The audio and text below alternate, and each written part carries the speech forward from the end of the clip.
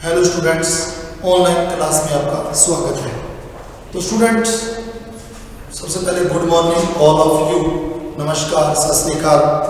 तो आज का जो हमारा टॉपिक है बीएड फर्स्ट ईयर से जो बच्चे जो स्टूडेंट बीएड फर्स्ट ईयर कर रहे हैं उनका एक टॉपिक विशिष्ट बालकों की विशेषताएं।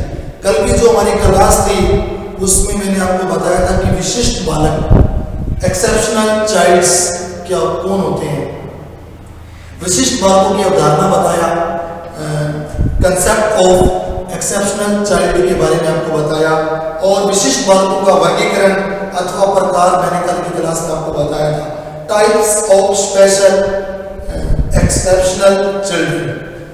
तो इसी को मैं आगे बढ़ाऊंगा आज टॉपिक को, विशिष्ट बालकों की विशेषताएं। तो कल की क्लास में जो टॉपिक मेरा चल रहा था विशिष्ट बालकों की शिक्षा या विशिष्ट बालक सामान्य बालक से कैसे अलग होते हैं, तो उसको लेके कल 2 पॉइंटों पे हमने अध्ययन किया था। मैंने जैसा कि आपको पढ़ाया, कल मैंने आपको बताया था कल की क्लास में कि विशिष्ट बालकों की अवधारणा, कंसेप्ट ऑफ एक्सेप्शनल चिल्ड्रन के बारे में बताया और दूसरा पॉइंट मैंने बताया था कि विशिष्ट बालकों का वर्गीकरण हम कैसे करेंगे या उनके प्रकार कैसे होते हैं, types of special of exceptional children, उनका वर्गीकरण किया था। उनके वर्गीकरण के थोड़ा सा बैक जाके बताता हूँ। उनका वर्गीकरण हम 6 प्रकार से करते हैं। बौद्धिक रूप से भिन्न बालक जो दूसरों से बौद्धिक स्तर पर अलग होते हैं। दूसरा, शारीरिक रूप से भिन्न होते हैं, ये बालक मौखिक संचार में भी भिन्न हो सकता है, या ये मनो सामाजिक रूप से दूसरे बालकों से विशिष्ट बालक क्या होते हैं थोड़ा अलग होते हैं। सांस्कृतिक रूप से भिन्न होते हैं और वंचन के आधार पर ये दूसरों से क्या हो सकते हैं, भिन्न हो सकते हैं। इसी टॉपिक को आगे बढ़ाते हुए आज हम बात करेंगे विशिष्ट बालकों की विशेषताओं की बात चलेगी। तो स्टूडेंट, इसको हम इंग्लिश में कहते हैं, हिंदी में कहते हैं विशिष्ट बालकों की विशेषताएं और इंग्लिश में कहते हैं कैरेक्टरिस्टिक्स ऑफ एक्सेप्शनल चिल्ड्रन। परिभाषा में विशिष्ट बालकों के प्रकार के आधार पर पिछड़े और अपवंचित बालकों में निम्नलिखित परिलक्षित कुछ विशेषताएं होती हैं। वो इस प्रकार, विशिष्ट वर्ग के बालक अपनी विशेषता के कारण समाज में भली भांति समायोजित नहीं हो पाते। वो समाज में आसानी से, क्योंकि उनमें कुछ अलग चीजें हैं, वो सामान्य बालकों से अलग है, तो वो क्या है अपने समाज में, अपनी संस्कृति में भली भांति समायोजित नहीं हो पाते, एडजस्ट नहीं हो पाते हैं। इस कारण समाज में उसका तालमेल सामान्य अच्छा नहीं होता।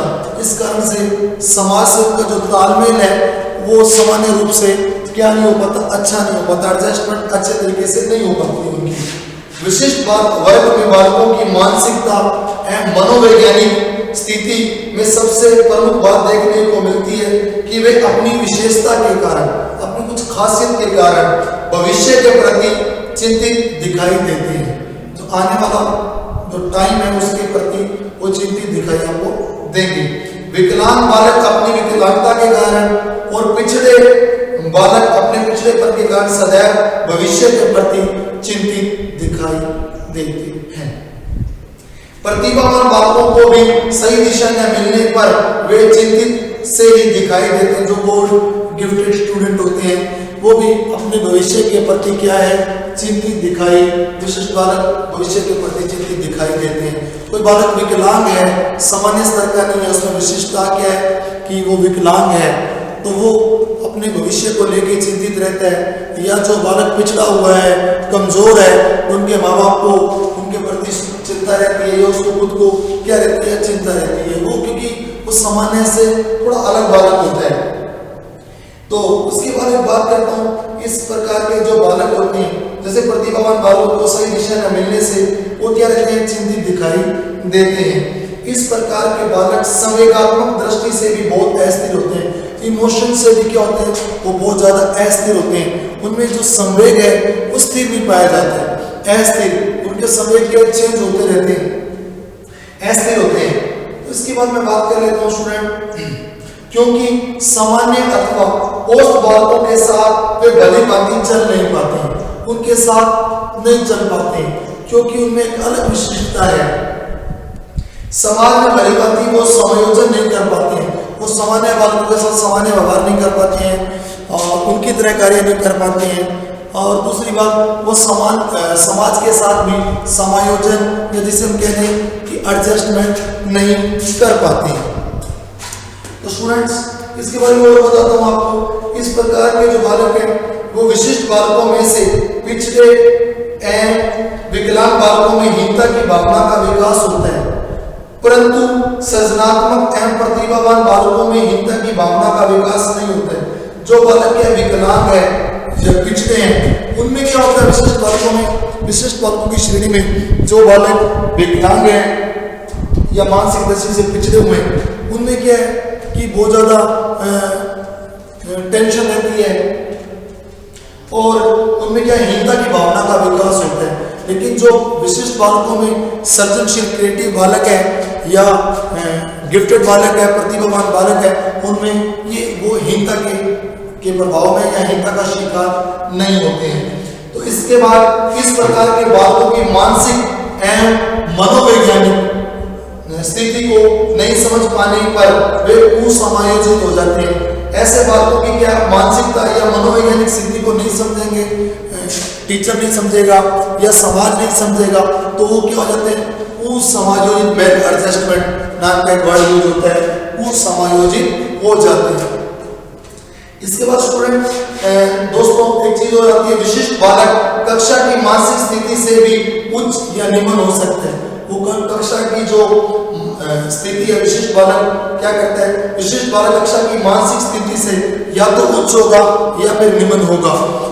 जो बीच का बालक होता है वो सामान्य बालक है, या तो ऐसे बालक विशिष्ट बालक क्या होते हैं, मानसिकता से बहुत ज्यादा उच्च होते हैं और एडजस्ट नहीं कर पाते हैं क्लास, या फिर वो क्या होते हैं, उनसे थोड़ा नीचे होते हैं, जिससे कि वो पीछे रह जाते हैं। अगला मेरा पॉइंट है जो मैं आपको समझाने जा रहा हूं। तो इसके कारण क्या होता है कि विशिष्ट बालक कक्षा की मानसिक स्थिति से भी उच्च या निम्न होते हैं। प्रतिभावान बालकों की मानसिकता कक्षा के सामान्य बालकों से क्या होती है, अधिक होने के कारण वो कक्षा में भली भांति समायोजित नहीं हो पाते। इसी प्रकार कम बुद्धि वाले जो बालक है वो कक्षा में भली भांति समायोजित नहीं हो पाते, पीछे रह जाते हैं। विशिष्ट वर्ग के अंतर्गत प्रतिभाशाली बालकों की विशेषताएं निम्नलिखित प्रकार की होती हैं। पहले इनमें हम जो प्रतिभाशाली विशिष्ट बालकों में प्रतिभाशाली बालक है, प्रतिभाशाली जो बालक है इनकी विशेषताएं अलग है। प्रतिभाशाली बालक या स्टूडेंट की विशेषता, तो स्टूडेंट विशिष्ट बालकों में मैंने आपको बताया था प्रतिभावान सृजनशील बालक भी हो सकते हैं जो सामान्य बालक से थोड़ा ज्यादा होते हैं। और इसके अलावा विशिष्ट बालकों में आपको जो सामान्य बालक से थोड़ा नीचा मानसिक सृजन का थोड़ा नीचे होता है, जब पिछले बालक कह सकते हैं और भी जाते हैं। पहले बात करेंगे प्रतिभाशाली जो बालक है उनकी क्या विशेषताएं हैं। प्रतिभाशाली बालकों की विशेषताएं, विशिष्ट बालक शारीरिक रूप से स्वस्थ होते हैं तथा शारीरिक बनावट भी इनकी अच्छी होती है, किंतु सामान्य बालकों से भिन्न है। विशिष्ट बालक मानसिक बीमारियों से ग्रस्त नहीं होता है और विशिष्ट बालक तीव्र शारीरिक विकास की सीमा के अंतर्गत आते हैं और ऐसे बालक कक्षा में बताई गई बातों को सामान्य बालकों की अपेक्षा ठीक से समझ लेते हैं, जल्दी समझ लेते हैं। इन्हें असफलता कम ही याद लगती है। ये जो बालक है इन्हें असफलता कम याद लगती है। अगर क्लास में कोई टीचर पढ़ा रहा है तो ये सामान्य बालक से जल्दी उस चीज को सीखेंगे जो टीचर के द्वारा बताई गई बात है, उसे आसानी से समझ लेते हैं और दूसरों की अपेक्षा की तरफ तीव्र होते हैं। इसके अलावा उन्हें सफलता कम याद लगती है। अच्छी समझ के कारण उनकी समझ क्या होती है, अच्छी मानसिक जो स्तर है वो सामान्य बालक से थोड़ा ज्यादा होता है, तो इस कारण उन्हें असफलता कम याद लगती है और अच्छी समझ के कारण उनकी शैक्षणिक उपलब्धि अच्छी होती है, अच्छी पकड़ होती है सब्जेक्ट पे। उन्हें नकारात्मक संवेग, क्रोध, घृणा, ईर्ष्या आदि प्रयोग कम होता देखा जाता है। उनमें जो नकारात्मक संवेग है, नकारात्मक जो इमोशन है, यथा में क्रोध, जो घृणा दूसरों से तथा ईर्ष्या आदि का प्रयोग कम ही होता है। ऐसे बालक सकारात्मक संवेगों यथा स्नेह तथा आनंद का भी अनुभव यथा संभव आवश्यकता अनुसार करते हैं। ऐसे बालक अपने साथियों से भली भांति समायोजित रहते हैं। ऐसे बालक घर, विद्यालय तथा समाज में अच्छा समायोजन रखते हैं। इन्हें अधिक सहयोग की आवश्यकता होती है। थोड़ा इनको सहयोग की क्या होती है, आवश्यकता होती है। विशिष्ट बालकों की शिक्षा, अब मैं बात करूंगा विशिष्ट बालकों की शिक्षा।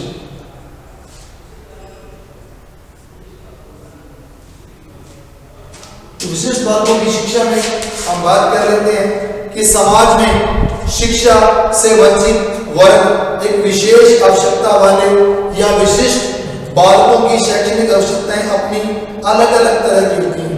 समाज में शिक्षा से वंचित वर्ग होते हैं वह विशेष आवश्यकताओं वाले बालक जिनको विशेष आवश्यकता होती है, जैसे प्रतिभाशाली बालक है या पिछड़ा बालकों को विशेष आवश्यकता होती है। आवश्यकताओं वाले या विशिष्ट बालकों की शैक्षणिक आवश्यकताएं अपनी अलग अलग तरह से होती है। इस प्रकार के विशिष्ट वर्ग के छात्रों हेतु अलग तरह की शिक्षा व्यवस्था होनी चाहिए।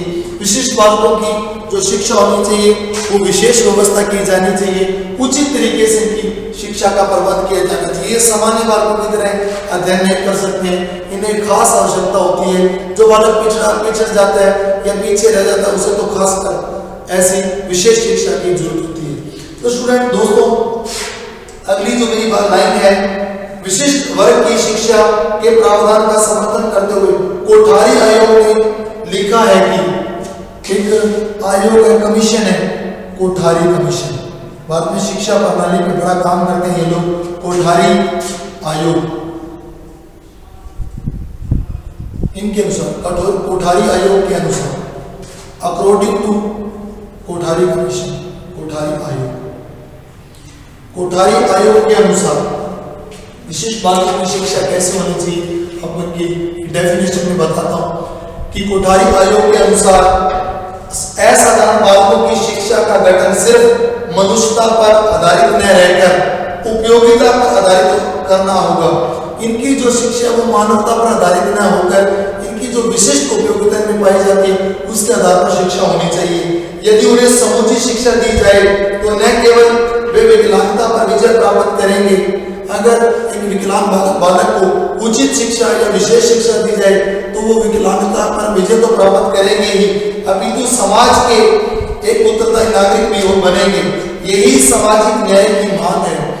इस बात को अच्छी तरह याद रखना कि भारतीय संविधान में अनिवार्य शिक्षा पर जो कुछ कहा गया है आवश्यकता एवं महत्व इसलिए होता है कि जो विशेष बालक है, विकलांग बालक है या पिछड़े बालक है, उनकी हम अगर शिक्षा दीक्षा का समुचित ढंग से प्रयोग करेंगे तो वो बालक एक उत्तरदायी नागरिक बनेगा, समाज में एक मिसाल बनेगा। उनकी शिक्षा मानवता को लेकर नहीं होनी चाहिए। उनकी शिक्षा उसकी विशेष उपयोगिता को लेकर या उसमें जो विशिष्टता पाई जाती है उसको लेकर उनकी शिक्षा का उचित प्रबंधन होना चाहिए। ऐसा कोठारी आयोग कहते हैं कि वो सामान्य बालक की तरह व्यवहार नहीं करते, उनको समझना चाहिए एक विकलांग बालक की शिक्षा की आप अगर उचित तरीके से प्रयोग करेंगे तो उसकी विकलांगता का तो वो रूप तो खत्म होगा ही होगा, वो मानसिक रूप से भी तैयार हो जाएगा और समाज के प्रति एक अच्छा नागरिक बनेगा। और जो बच्चा पिछड़ा हुआ है तो उसकी भी उचित शिक्षा का व्यवस्था की जानी चाहिए ताकि वो अपने आप को उसमें उस बच्चे में हीनता की भावना नहीं आ जाए। उसके बाद में बात कर लेता हूँ विशिष्ट बालकों के लिए अलग शिक्षा की आवश्यकता एवं महत्व इसलिए होता है क्योंकि सामान्यतः शिक्षक कक्षा में शिक्षण कार्य करते समय सामान्य बालकों का ही ध्यान रखते हैं और वो क्या करेगा क्योंकि स्टूडेंट बहुत ज्यादा होता है क्लासरूमों में, तो वो जो टीचर पढ़ाता है वो उसी प्रकार जैसे सामान्य बालक पढ़ते हैं वैसे ही पढ़ाती है।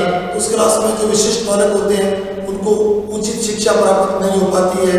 जो बच्चा विकलांग है या मानसिक रूप से वो पिछड़ा बालक है तो उसको वैसी शिक्षा प्राप्त नहीं हो पाती है, क्योंकि एक साधारण टीचर तो वैसे ही पढ़ाएगा जैसे उसे सामान्य बालकों को पढ़ा रहा है। तो इनकी अलग से शिक्षा दीक्षा होनी चाहिए।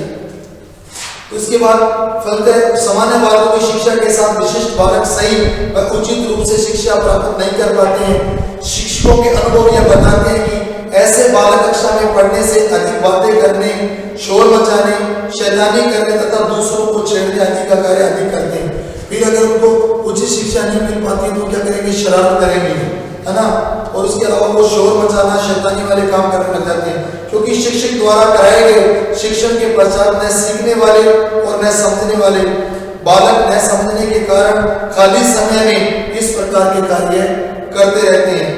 अब शिक्षक के सामने यह समस्या खड़ी हो जाती है कि वह सामान्य बालकों का ध्यान रखे या विशिष्ट बालकों का ध्यान रखे, क्योंकि जो तीव्र बुद्धि का बालक होता है वो टीचर के द्वारा दिया गया काम को जल्दी कर लेता है, उसके बाद वो खाली समय होता करता है, वो शरारतें करता है, नटखट होता है। तो टीचर का सामने समस्या है कि वो सामान्य तरीके से पढ़ाए या विशिष्ट बालकों को अलग से पढ़ाए, एक समस्या खड़ी हो जाती है। तो इसके बाद बात कर लेते हैं, तो टीचर क्या करता है, शिक्षक द्वारा कराए गए शिक्षण के पश्चात वो क्या करने लग जाते हैं, शरारतें करने लग जाते हैं, समझते नहीं है बात को, क्योंकि शिक्षक द्वारा कराए गए शिक्षण के पश्चात न सीखने वाले और न समझने वाले बालक न समझने के कारण खाली समय में क्या करते हैं, ऐसे कार्य करते हैं। अब शिक्षक के सामने यह समस्या खड़ी हो जाती है कि वह सामान्य बालकों को ध्यान में रखे या विशिष्ट बालकों का। यदि विशिष्ट बालकों का ध्यान रखा जाए तो कक्षा में बहुसंख्यक सामान्य बालक भली भांति शिक्षा ग्रहण नहीं कर पाएंगे। अगर टीचर क्या करने लग जाए, विशिष्ट बालकों को पढ़ाने लग जाए, उन पर ज्यादा ध्यान देंगे तो सामान्य बालक शिक्षा ग्रहण नहीं कर सकते, तो वो क्या करेंगे, पीछे रह जाएंगे। इसके बाद बात करते हैं, इसलिए विशिष्ट अथवा असाधारण बालक बालिकाओं के लिए अलग से शिक्षा की व्यवस्था होनी चाहिए, साथ ही उनकी सहगामी प्रवृत्तियों की व्यवस्था भी होनी चाहिए, क्योंकि उनकी शारीरिक, उनके मानसिक और शैक्षणिक, संवेगात्मक, मनोवैज्ञानिक तथा सामाजिक आवश्यकताएं अलग अलग होती, अतः उनके लिए विशिष्ट पाठ्यक्रम होने पर वे भली भांति शिक्षा ग्रहण कर पाएंगे और टीचर भी उनको आसानी से पढ़ा पाएंगे। तो ये विशिष्ट बालकों की शिक्षा के लिए कुछ चीजें हैं। विशिष्ट बालकों में से प्रतिभावान बालक, विशिष्ट बालकों में भी कई प्रकार के बालक होते हैं, जैसे प्रतिभावान, इसको गिफ्टेड चाइल्ड कहते हैं, या सृजनात्मक बालकों की प्रतिभा, सृजनात्मक होते हैं क्रिएटिविटी बालक, क्रिएटिव बालक, बालकों की प्रतिभा, योग्यता एवं क्षमताएं समाज एवं राष्ट्र को पूरा लाभ मिल सके, इसके लिए विशेष शिक्षा की आवश्यकता होती है, जिससे कि वह अपना अधिक से अधिक विकास करके अपने गुणों से समाज को लाभान्वित करे।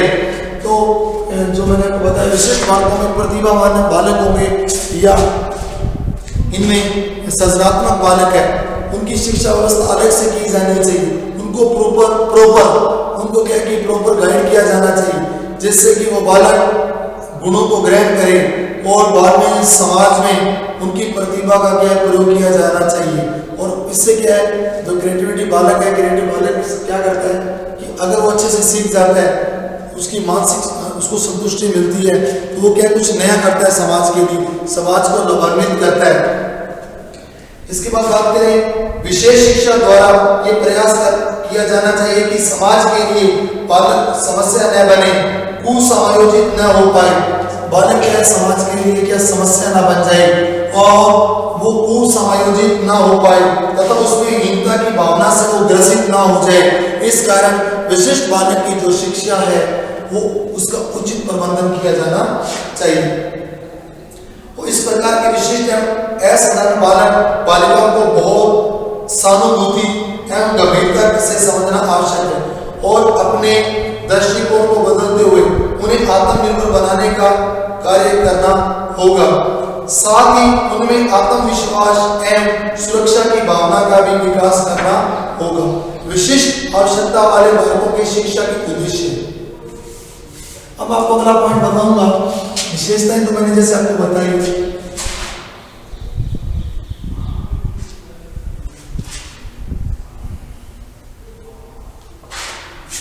विशिष्ट आवश्यकता वाले बालकों की शिक्षा उद्देश्य।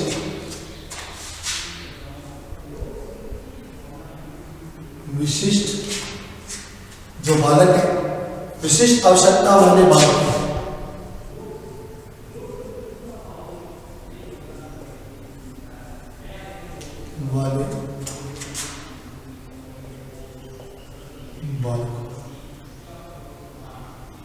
जो विशिष्टता रखते हैं, विशिष्ट आवश्यकता वाले बालक, ठीक है।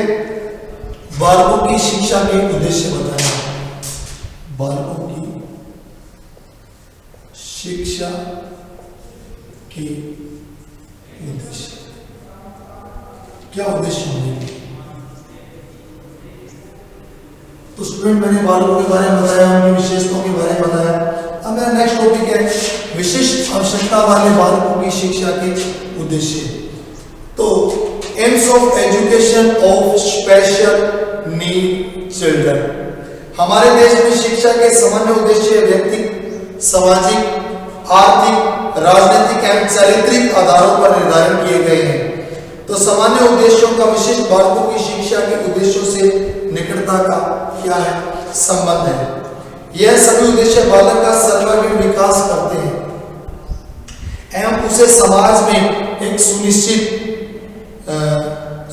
सुनियोजित नागरिक बनाने हेतु उसका मार्ग प्रशस्त करते हैं। और विशिष्ट आवश्यकता वाले बालकों की शिक्षा के उद्देश्य जो है वो निम्नलिखित है, जो मैं आपको बताता हूँ। नंबर 1, मानसिक विकास का उद्देश्य, मानसिक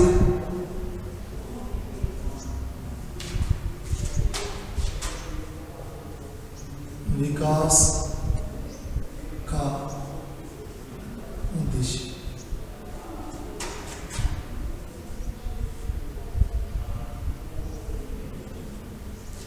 मानसिक विकास का जो उद्देश्य, इसकी बात कर लेते हैं।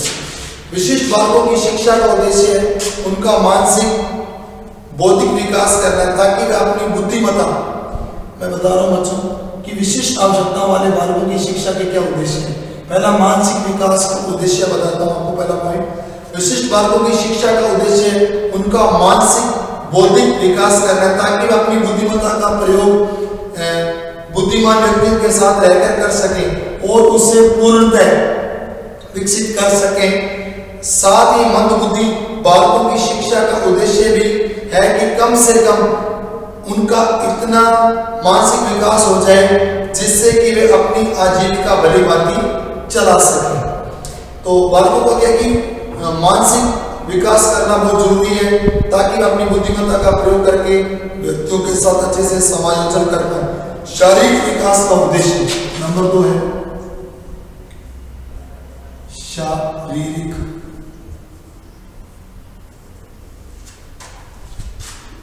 विकास का उद्देश्य।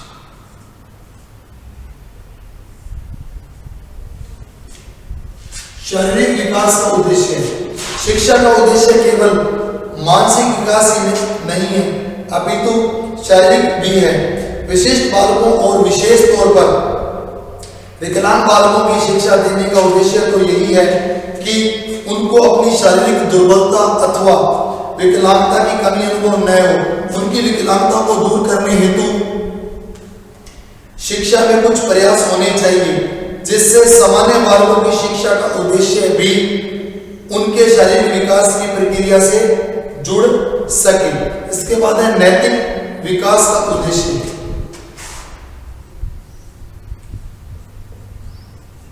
नैतिक विकास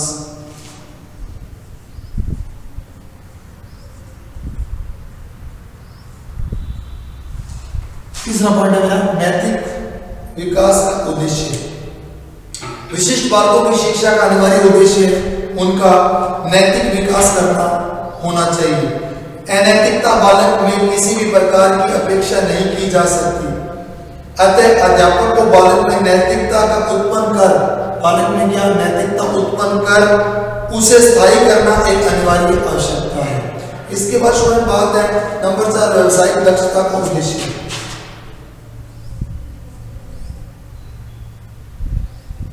स्टूडेंट ये थोड़ा इनसे अलग है। इसमें क्या है व्यावसायिक दक्षता।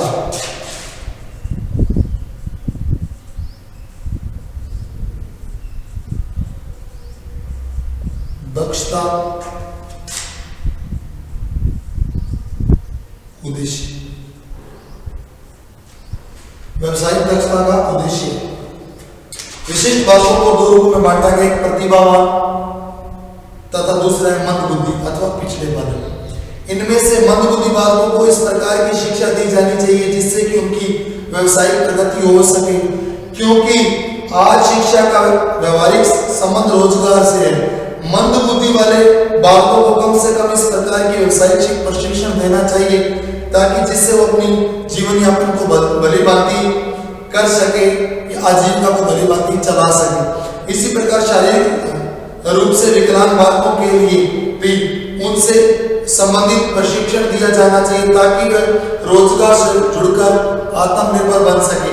और जो प्रतिभावान बालक है उनका तो मैंने बताया कि उनकी शिक्षा व्यवस्था अलग से की जानी चाहिए, उसकी जो प्रतिभा है उसका यूज किया जाना चाहिए ताकि वो बच्चा अगर पढ़ेगा कुछ बनेगा तो समाज के साथ आसानी से एडजस्ट कर पाएगा और समाज इससे लाभान्वित होगा। तो ये था व्यवसायिक दक्षता का उद्देश्य। अगला मेरा पॉइंट है कलात्मक विकास का उद्देश्य। कलात्मक विकास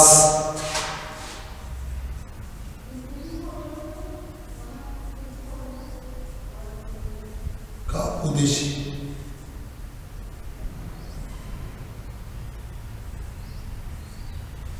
कलात्मक विकास का उद्देश्य, इसमें स्टूडेंट्स आ जाते हैं कि विशिष्ट या असाधारण बालक जो है, बालकों में इतनी कलात्मक प्रतिभा होती है कि यदि शिक्षा के द्वारा उन्हें उचित दिशा या मार्गदर्शन दिया जाए अथवा सही अवसर प्रदान किए जाए तो वो अपनी कलात्मक कुशलता का भरपूर उपयोग करते हुए उनसे कर सकते हैं।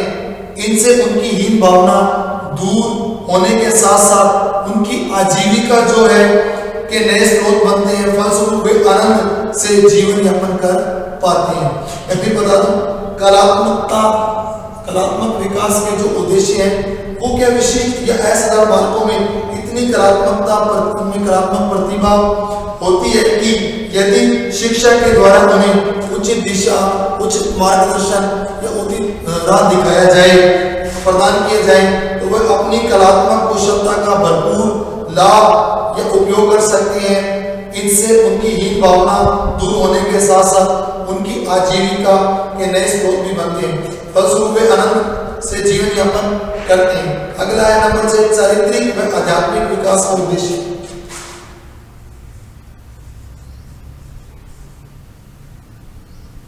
जो चरित्र है वो बहुत इंपॉर्टेंट रखता है, चारित्रिक एवं आध्यात्मिक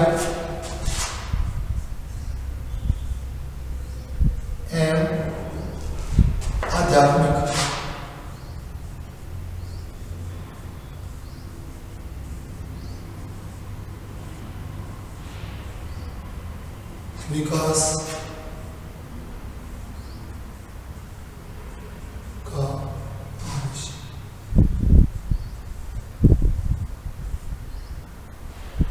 स्टूडेंट मेरा अगला पॉइंट है चारित्रिक एवं आध्यात्मिक विकास का उद्देश्य।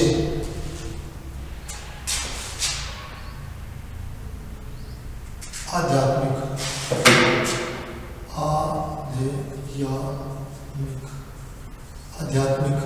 विकास का उद्देश्य। तो स्टूडेंट चारित्रिक एवं आध्यात्मिक विकास का क्या उद्देश्य है? सामान्य बालकों की तरह विशिष्ट बालकों के लिए शिक्षा का उद्देश्य उसका चारित्रिक एवं आध्यात्मिक विकास होना चाहिए ताकि उनका उचित दिशा में विकास हो सके, क्योंकि इनका सीधा संबंध मानसिक विकास से होता है। अब अगला पॉइंट है मेरा नंबर 7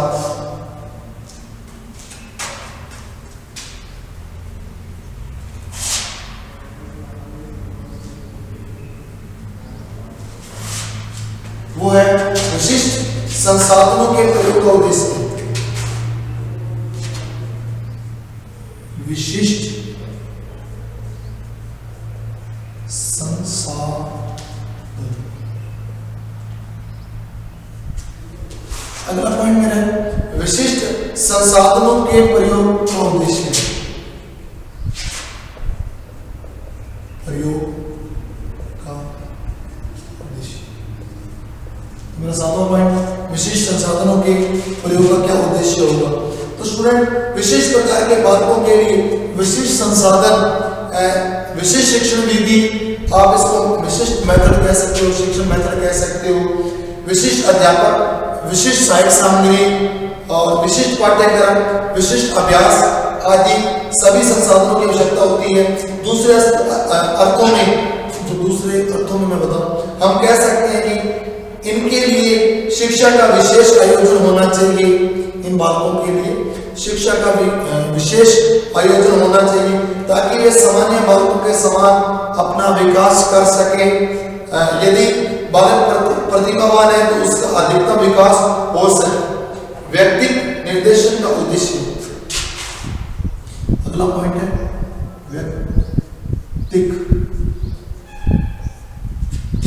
व्यक्तित्व का भी विकास होना चाहिए। व्यक्तिगत निर्देशन का उद्देश्य।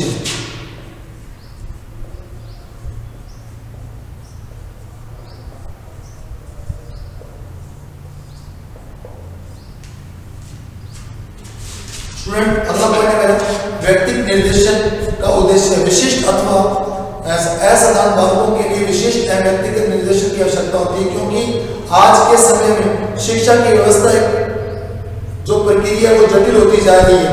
बालकों के लिए व्यक्तिगत निर्देशन सही दिशा में प्रगति करने हेतु आवश्यक है। निर्देशन देते समय बालक से संबंधित प्रत्येक पहलू पर ध्यान देना चाहिए, जैसे उसकी शारीरिक दशा पर, उसके सीखने की क्षमता पर विशेष ध्यान दिया जाना चाहिए। नंबर 3, विद्यालय का रिपोर्ट देखा जाना चाहिए। नंबर 4 है सामाजिक सामंजस्य और रुचि तथा ध्यान। इन सब पॉइंट्स का ध्यान रखा जाना चाहिए। समायोजन की भावना के विकास का उद्देश्य।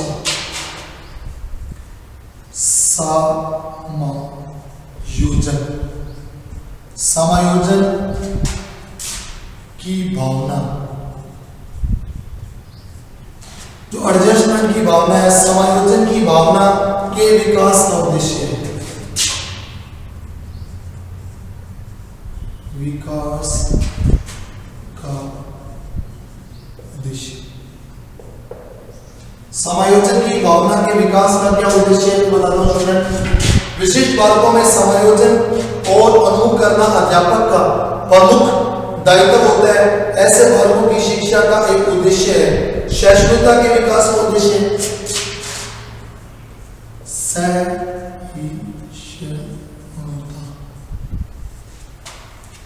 सहिष्णुता ये बहुत इंपॉर्टेंट वर्ड है। सहिष्णुता के विकास का उद्देश्य।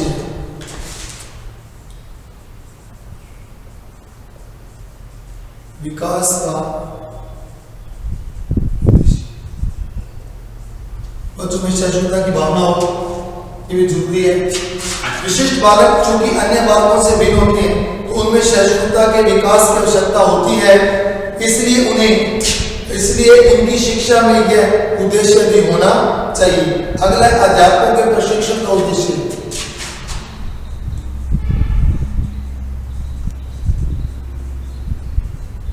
अध्यापकों के प्रशिक्षण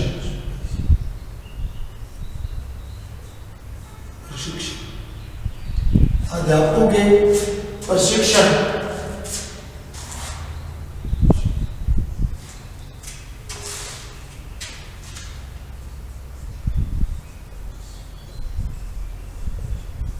का उद्देश्य।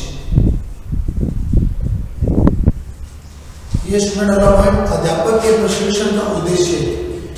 इसमें आ जाता है कि अध्यापकों को विशिष्ट बालकों को पढ़ाने का, बालक को जब विशिष्ट बालकों को जब अध्यापक पढ़ा रहा है तो उसके लिए अध्यापकों को विशिष्ट बालकों को पढ़ाने का प्रशिक्षण देना चाहिए। साधारण बालकों को पढ़ाने का अनुभव विशिष्ट बालकों के शिक्षण के लिए अति आवश्यक है। प्रशिक्षण प्राप्ति के साथ साथ अध्यापक में विशिष्ट बालकों को निर्देशित करने में रुचि हो तथा उनकी समस्याओं को समझने के लिए उस टीचर में क्या है सहानुभूतिपूर्ण दृष्टिकोण हो। अध्यापक को विशिष्ट शिक्षा से संबंधित अभिमुखीकरण पाठ्यक्रम को भी पूर्ण करना चाहिए। अगला है विशिष्ट बालकों की कक्षाओं के निरीक्षण का उद्देश्य। अगला मेरा पॉइंट है विशिष्ट बालकों, नंबर 12।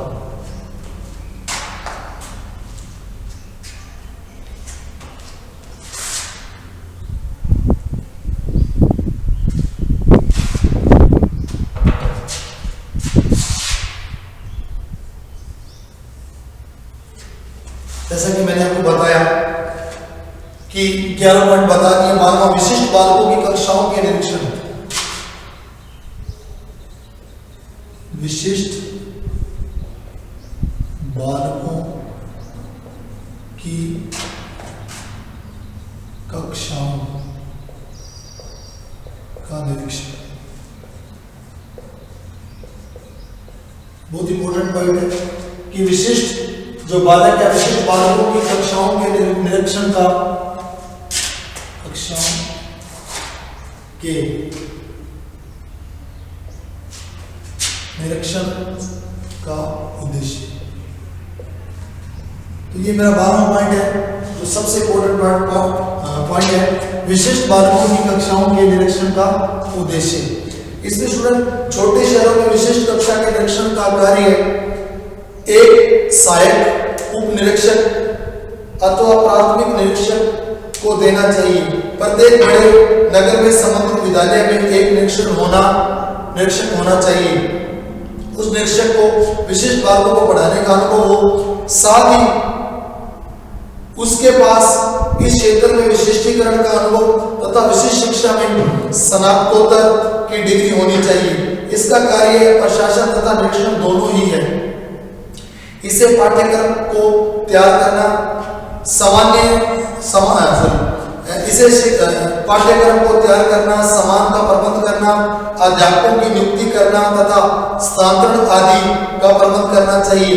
निरीक्षकों को विशेष शिक्षा के क्षेत्र में हुए प्रत्येक परिवर्तन एवं प्रगति से अवगत होना चाहिए। इससे वे अपने कार्यक्रमों को यथोचित रूप से विकसित कर सकते हैं। इन बालकों की कक्षाओं को लेने वाले बालकों के वेतन भत्ते भी विशेष होने चाहिए तथा उन्हें अपने प्रधानाध्यापक के प्रति उत्तरदायी होना चाहिए। अध्यापकों के लिए सेवा प्रशिक्षण तथा विस्तार सेवा होना अनिवार्य है। इसके बाद है ग्रामीण बालकों पर उचित ध्यान का उद्देश्य। ग्रामीण बालकों, जैसा कि मैंने लिखा स्टूडेंट 13वां पॉइंट, ग्रामीण बालकों पर उचित ध्यान का उद्देश्य। पर उचित ध्यान का उद्देश्य पॉइंट है ग्रामीण बालकों पर उचित ध्यान का उद्देश्य। तो असाधारण ग्रामीण बालकों को भी विशेष शिक्षा मिलनी चाहिए। उनको ऐसी शिक्षा की, विशेष शिक्षा की आवश्यकता होती है जितनी कि उन विशिष्ट बालकों को जो शहरों में रहते हैं। ग्रामीण क्षेत्रों में माता पिता अपने बालकों को शिक्षा प्राप्ति के लिए बहुत दूर नहीं भेजते। ऐसी स्थिति में निम्नलिखित कार्य आवश्यक है। गांव के बालकों के लिए शहरों में छात्रावास का प्रबंध होना चाहिए। उसके बाद उन्हें विद्यालय ले जाने के लिए बसों का प्रबंध होना चाहिए। गांव के बालकों की बात कर रहा हूँ, तो बच्चों को माँ बाप ज्यादा दूर नहीं भेजते, उन पर ज्यादा ध्यान नहीं देते। वैसे बालकों के लिए, गाँव के बालकों के लिए शहरों में छात्रावास का प्रबंध होना चाहिए। उन्हें विद्यालय में ले जाने के लिए बसों का प्रबंध होना चाहिए। और जो प्रतिदिन विद्यार्थियों को घर वापस छोड़कर भी आए, राज्य सरकार को इस पर ध्यान देना चाहिए। तो स्टूडेंट, आज का जो मेरा टॉपिक था विशिष्ट बालकों की शिक्षा, कल जैसा मैंने आपको विशिष्ट बालकों की शिक्षा में बताया कि उनकी शिक्षा अलग होनी चाहिए, सामान्य बालकों की तरह नहीं होना चाहिए। तो इसके लिए कल की क्लास में थोड़ा सा मैंने बताया था कि विशिष्ट बालकों की अवधारणा, कंसेप्ट ऑफ एक्सेप्शनल चिल्ड्रन, और उसके बाद मैंने कल की क्लास में एक चीज और करवाई थी, विशिष्ट बालकों का वर्गीकरण। वो सामान्य बालक की तरह नहीं होते हैं, वो 6 प्रकार से हमसे अलग होते हैं ये बालक। उसके बाद आज जो मैंने करवाया, आज का जो मेरा लेक्चर था उसमें मैंने बताया कि विशिष्ट बालकों की क्या विशेषताएं होती हैं।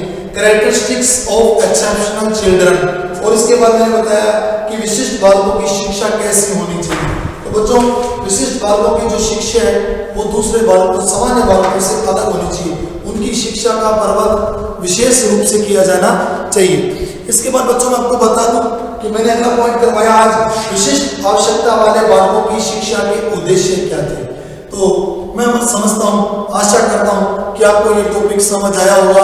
बीएड फर्स्ट ईयर के स्टूडेंट्स को जो मेरा टॉपिक था चाइल्डहुड की बुक से विशिष्ट बालक, उसका आपको थोड़ा अंदाजा लगा होगा, थोड़ा मेरे बताने से समझ आया होगा, तो थोड़ा आप भी पढ़ें। और इसके अलावा ये बीएड फर्स्ट ईयर का टॉपिक नहीं है, ये वैसे भी कि अगर आप टीचर बन जाते हैं रीड के द्वारा, third grade teacher, second grade teacher या फर्स्ट ग्रेड, तो आपको भी अपनी क्लास में ऐसे बालकों की पहचान करनी है जो दूसरों से भिन्न है, विशिष्ट है।